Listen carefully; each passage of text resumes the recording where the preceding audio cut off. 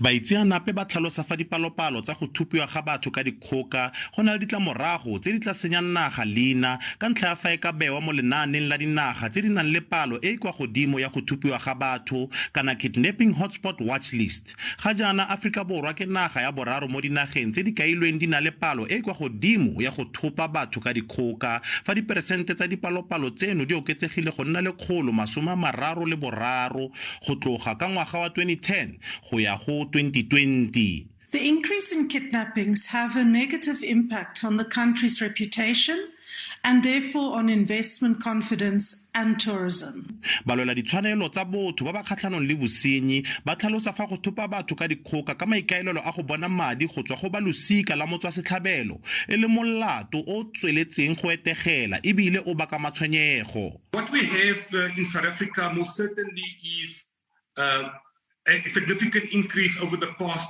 few years. These are two categories. One is international crime syndicates. They've got international links. So they would kidnap the victim, demand millions of rands in ransom. Very often they want the money paid in a foreign country, either Dubai or Pakistan or another country.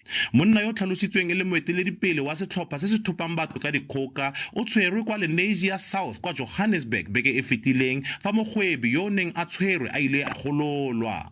Sepodisi se bega fa bana le setlhopha sa sepodisi se se tlhamilweng go samagana le ditlhopha tseno tsa bosenyi.